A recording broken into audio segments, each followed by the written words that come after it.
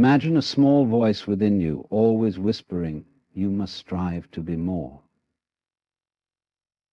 It convinces you that who you are right now isn't enough. This voice, this relentless inner critic, is what we call the ego. It thrives on separation, comparison, and control.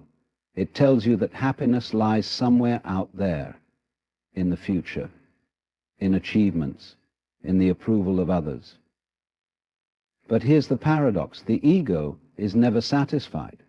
The ego is never satisfied. And no matter how much you accomplish or acquire, it always demands more. The ego's greatest trick is its ability to disguise itself. At first it seems helpful, a motivator, a guide pushing you toward success. But as you chase its promises, it builds walls around your true self. It makes you believe you are what you do, what you own, or how others see you. And even when you recognize its games, it has one last cunning move. The final trick. The ego's final trick is to convince you that it can destroy itself. It lures you into a battle, making you believe you must conquer it, eliminate it, or outsmart it. It whispers, "If only you could defeat me, you'd be free." But this is its ultimate illusion, for in trying to fight the ego, you give it more power. You identify with it even more deeply. True freedom doesn't come from waging war on the ego. It comes from seeing it for what it is. A construct, a fleeting shadow, a story you've been told and retold about who you are. The moment you observe it without judgment, without resistance, it begins to dissolve. You realize you are not the voice in your head. You are the awareness hearing the voice. This awareness is vast, timeless, and boundless. It's not concerned with winning or losing, achieving or failing. It simply is. And in that moment, the illusion crumbles. You find that the freedom, peace, and completeness you've been seeking were never outside of you. They were here all along. The ego is an intricate part of our psyche, deeply ingrained in how we perceive ourselves and the world around us. It operates on a fundamental sense of separation, convincing us that we are distinct entities, apart from others and the universe. This sense of separation becomes the root of its existence, driving the ego to seek validation, control, and superiority to maintain its illusion of individuality. It thrives on comparison, constantly measuring itself against others to determine its worth. This comparison fosters a cycle of either self-aggrandizement or self-doubt, both of which reinforce the ego's grip. One of the most insidious aspects of the ego is its dependence on external factors for a sense of identity and fulfillment. It leads us to believe that our value lies in what we achieve, possess, or how others perceive us.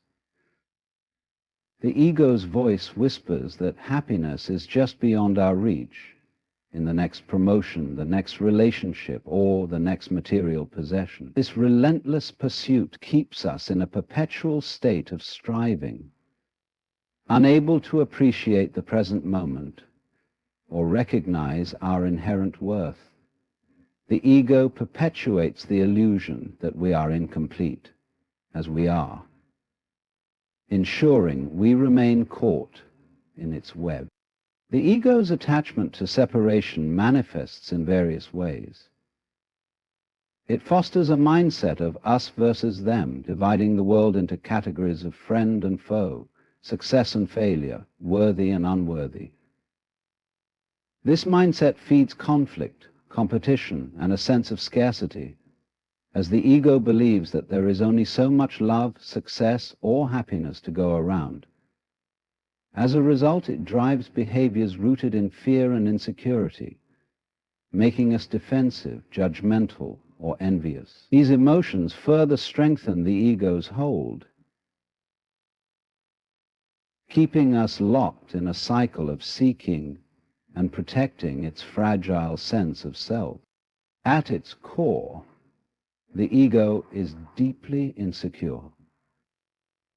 It knows that its identity is a construct, a story pieced together from past experiences, societal conditioning, and the need for self-preservation.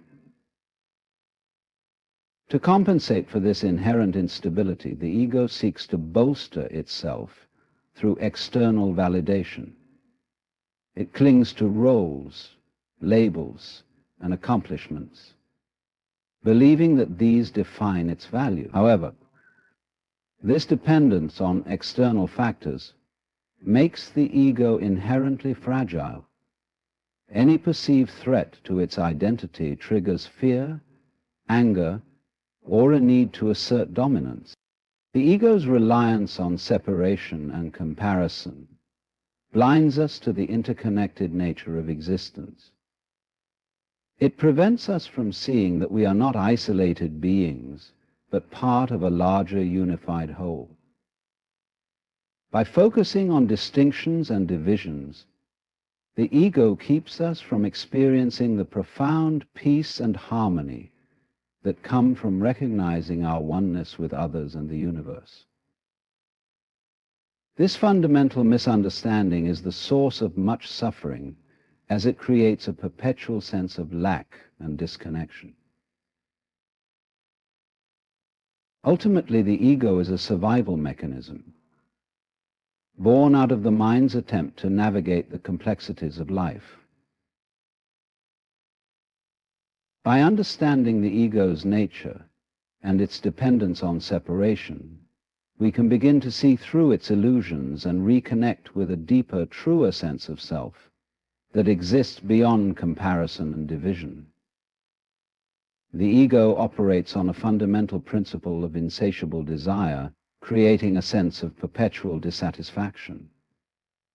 No matter how much one achieves, acquires, or experiences, the ego continually demands more, perpetuating a cycle of striving without ever reaching a true sense of contentment.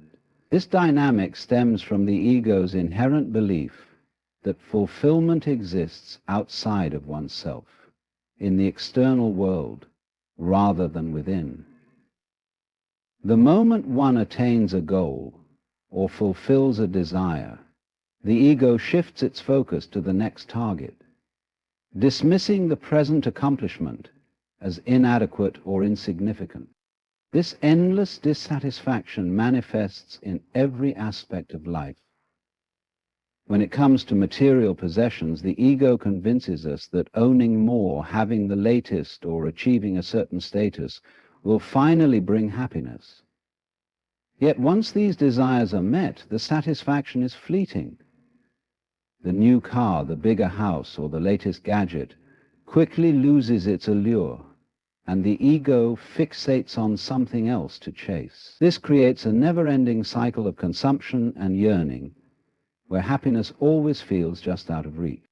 In the realm of achievements, the ego's insatiable nature is equally evident. It whispers that success, recognition, or reaching a milestone will finally bring lasting fulfillment.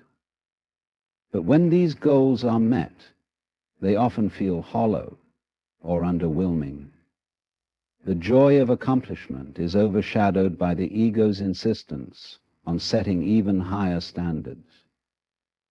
It creates a treadmill effect, where no matter how far one runs, the finish line keeps moving. This dynamic is exhausting, yet the ego keeps us engaged in its game by dangling the promise of future satisfaction.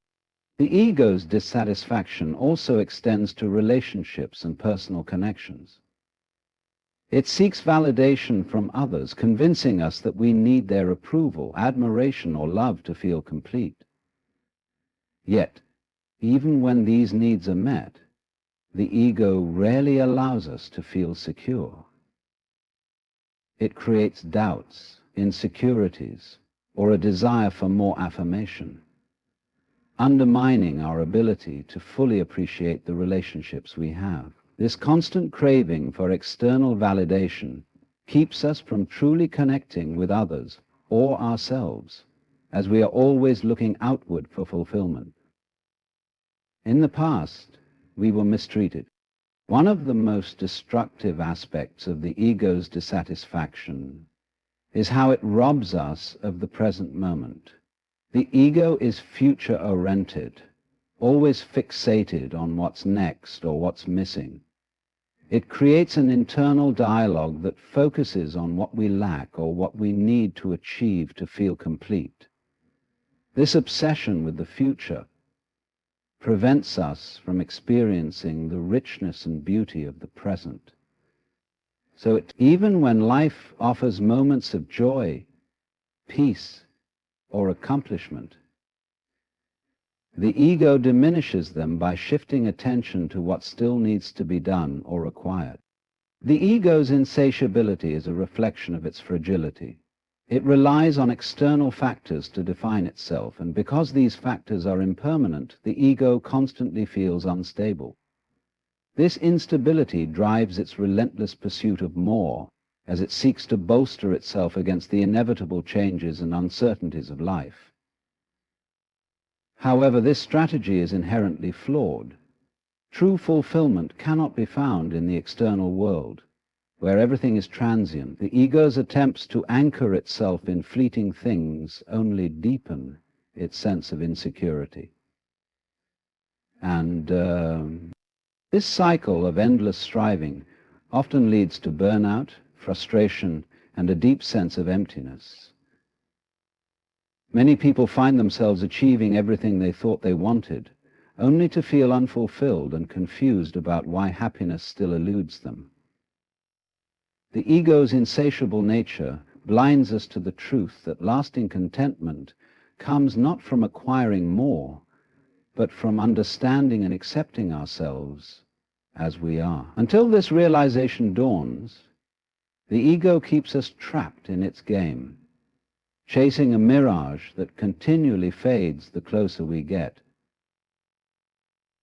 The ego is a master of deception, skillfully disguising itself to maintain its influence over our thoughts, emotions, and actions. To protect and strengthen this identity, the ego employs a series of cunning strategies to convince us that it is not only real, but essential to our existence.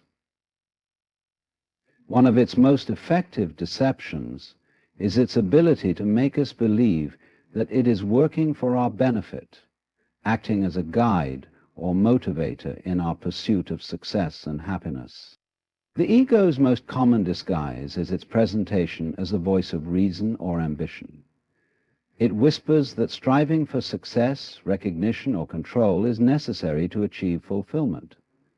This voice often feels logical and even supportive, encouraging us to set goals, work hard, and aim higher. While these pursuits may lead to external accomplishments, the ego ensures that the sense of satisfaction is fleeting. As soon as one goal is achieved, it shifts its focus to the next, perpetuating an endless cycle of striving without ever reaching a state of true contentment. Another layer of the ego's deception lies in its ability to make us identify with external roles and labels. It convinces us that we are defined by our professions, social status, achievements, or relationships. For instance, someone might identify as a successful professional, a loving parent, or a talented artist. While these roles can be meaningful, the ego's attachment to them creates a fragile sense of self. When these external identifiers are challenged through failure, loss, or change, the ego feels threatened and reacts with fear, anger, or despair. The ego also disguises itself through comparison and judgment. It thrives on measuring us against others, creating a sense of superiority or inferiority based on arbitrary standards. When we feel superior, the ego basks in the illusion of being better or more deserving. When we feel inferior, it fuels insecurity and the need to prove ourselves. Both dynamics serve the ego's agenda, keeping us focused on external validation rather than inner peace. Inner peace. By fostering a mindset of comparison, the ego keeps us disconnected from our true nature and perpetuates feelings of lack or inadequacy.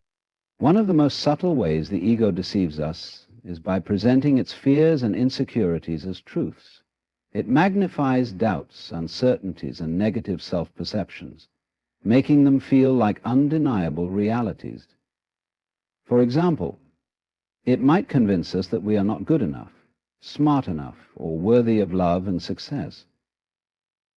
These thoughts, though untrue, gain power when we believe them, shaping our actions and limiting our potential. The ego's ability to blur the line between perception and reality is one of its most effective tools for maintaining control. The ego is a master manipulator, and one of its most cunning tactics is its final trick, convincing you that it can be defeated through direct confrontation. It persuades you that the path to freedom lies in waging a battle against it, that you must outthink, overpower, or destroy it to find peace. At first glance, this seems like a noble quest, a righteous struggle to liberate yourself from its grip. Even thinking this, however, this is the ego's ultimate illusion. In trying to fight it, you unknowingly give it more power, as the act of resistance strengthens the very identity it thrives upon. The ego thrives on conflict, even if that conflict is directed against itself. When you engage in a battle with the ego, you create a division within your own mind. A part of you becomes the fighter, and another becomes the enemy. This internal split fuels the ego's sense of separation and reinforces the idea that it is an entity to be reckoned with. By engaging in this struggle, you remain trapped in the dualistic thinking that the ego relies on for survival. The more energy you invest in resisting it, the more deeply you entrench yourself in its narrative. This dynamic is particularly insidious because the ego often disguises the fight against itself as spiritual progress or self-improvement. It tells you that by overcoming your ego, you will become a better, more enlightened person. But this pursuit is itself an ego-driven endeavor, rooted in the desire to achieve, conquer, or perfect something. The ego cleverly rebrands itself as the seeker, turning even your spiritual aspirations into another avenue for its dominance. It whispers that liberation is just one more effort, one more practice, or one more achievement away, keeping you perpetually striving and never arriving. The illusion of the ego's destructibility is tied to its survival mechanism. By presenting itself as an adversary to be defeated, it ensures that your focus remains on it rather than on the deeper awareness that exists beyond it.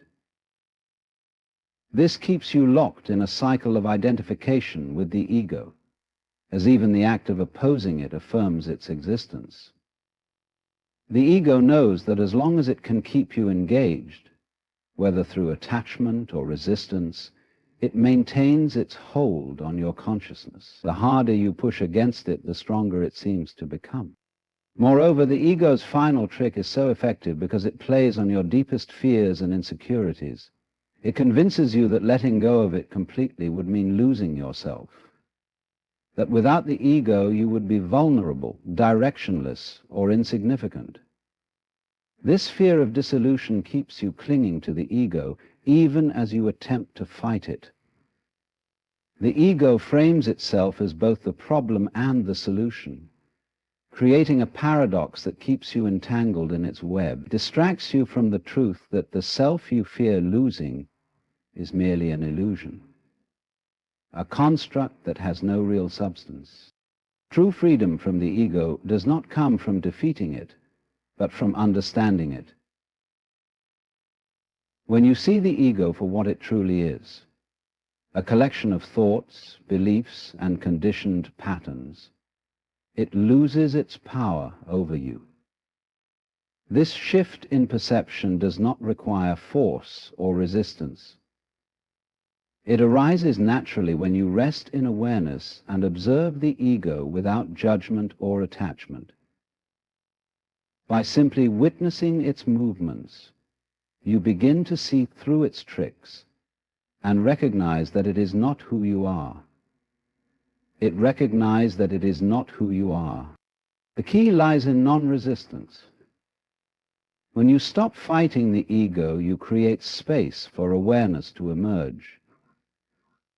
This awareness is not a product of effort or striving. It is your natural state, already present beneath the layers of egoic conditioning.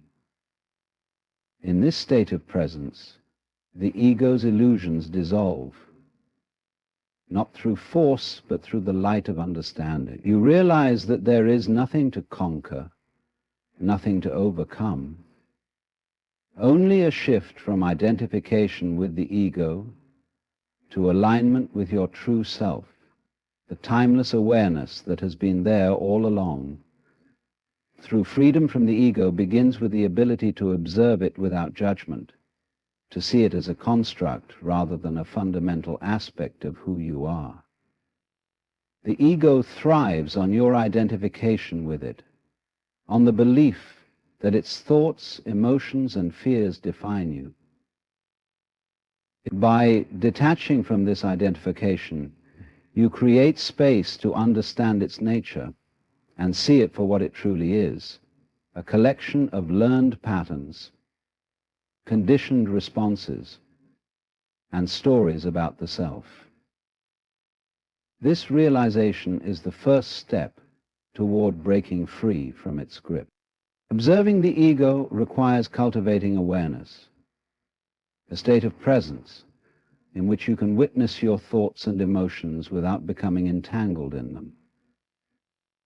When you observe the ego, you begin to notice its patterns, the way it seeks validation, reacts defensively, or clings to identities and roles.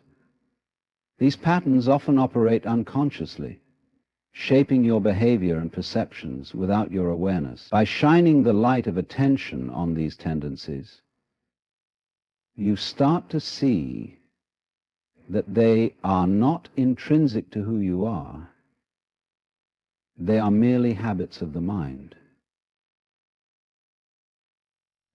This shift in perception is transformative because it allows you to step into the role of the observer rather than the participant.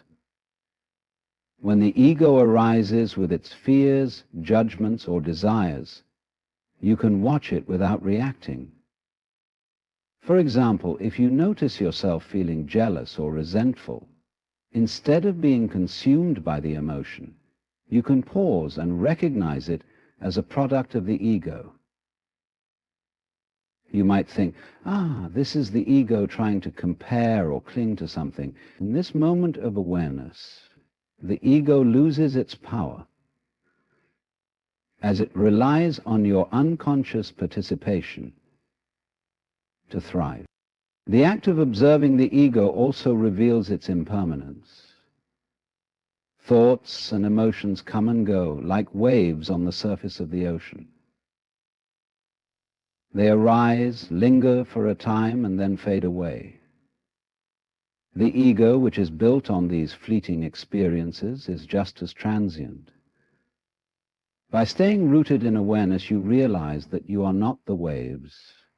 You are the ocean, the unchanging presence beneath the surface. This understanding helps you disentangle from the ego's narratives and find a deeper sense of stability and peace. One of the most profound aspects of observing the ego is the realization that it is not inherently bad or something to be eradicated. The ego is simply a mechanism, a way the mind organizes experiences and navigates the world. It only becomes problematic when it dominates your sense of self and obscures your true nature. When you observe it without judgment, you create a compassionate relationship with it, recognizing that it is a part of you but not the entirety of who you are. This compassion allows you to engage with the ego in a way that is neither combative nor indulgent. Non-judgmental observation also helps you break free from the ego's cycle of resistance and attachment. The ego often operates in extremes. It either clings to what it desires or resists what it fears. Both actions keep you tethered to its influence. When you observe the ego with neutrality, you no longer feed these extremes. Instead, you allow thoughts and emotions to arise and pass without holding on to them or pushing them away. This practice cultivates equanimity, a state of balance and openness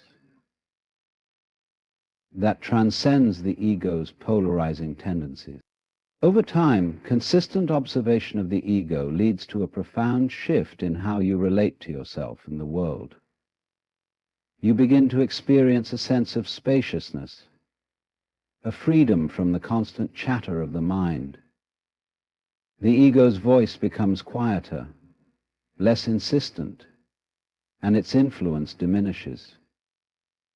In this space of awareness, you discover a deeper sense of being, one that is not defined by thoughts, roles, or external circumstances. This presence is your true self, the essence that exists beyond the ego's illusion. As this awareness grows, the ego's grip loosens. It no longer controls your actions or reactions, and you find yourself responding to life from a place of clarity and authenticity. You are no longer driven by the need to prove, defend, or accumulate. Instead, you move through the world with a sense of peace and freedom, grounded in the understanding that your true self is not the ego, but the awareness that observes it. Perpetuates this illusion by fostering a sense of separation and by tethering your identity to fleeting thoughts, emotions, and roles. The key to liberation is not to engage in a battle with the ego, but to become aware of it, to see it for what it truly is, without judgment or attachment. This awareness is not about intellectual understanding, but about a deeper sense of presence and observation that reveals the ego's limitations. When you begin to observe the ego, you notice its habitual patterns and tendencies. It becomes clear how it reacts to situations, seeks validation, and clings to identities. For example, you might notice the ego feeling hurt when criticized or inflated when praised. These reactions, which once felt personal and automatic, are revealed as conditioned responses. This awareness allows you to step back and witness the ego's movements without being swept away by them. It's as if you're watching a character in a play rather than being the character yourself. This practice of observation creates a gap between you and the ego, a space where you can recognize that you are not your thoughts or emotions, but the awareness in which they arise. This realization is transformative.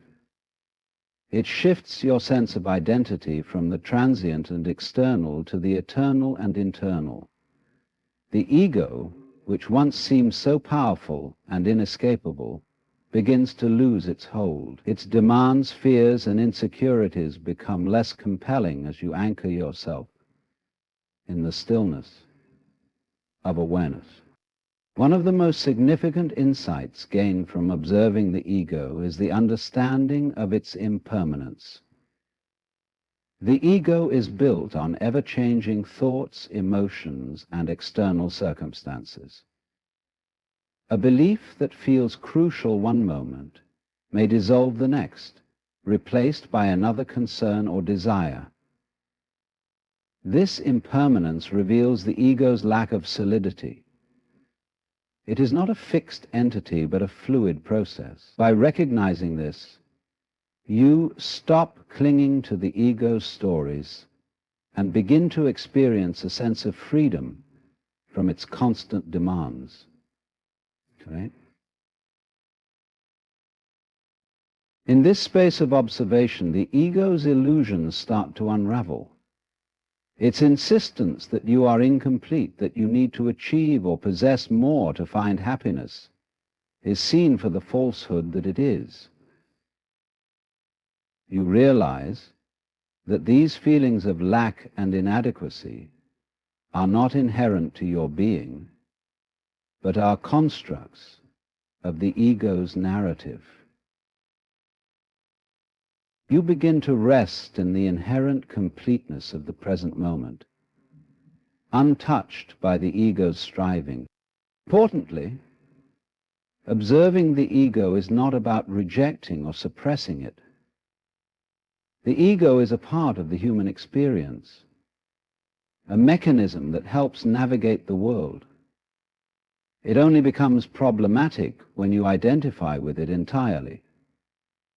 By observing the ego with neutrality and compassion, you create a balanced relationship with it. You acknowledge its presence without letting it define you. This non-resistance disarms the ego, as it can no longer use conflict or opposition to maintain its dominance. Over time, this practice of observation leads to a profound inner transformation. The ego's voice, once loud and commanding, becomes a distant whisper. Its hold weakens, and you find yourself responding to life from a place of clarity and authenticity, rather than from fear or desire. Decisions are no longer driven by the ego's need for validation or control, but by an inner sense of alignment and peace. This shift is not about eliminating the ego, but transcending its influence. When you live as the observer, the ego becomes just one aspect of your experience, no longer the center of it. You remain rooted in the awareness that you are more than the ego's stories, fears, or ambitions. This understanding brings a sense of liberation, allowing you to live fully and authentically, free from the constraints of the ego's illusions.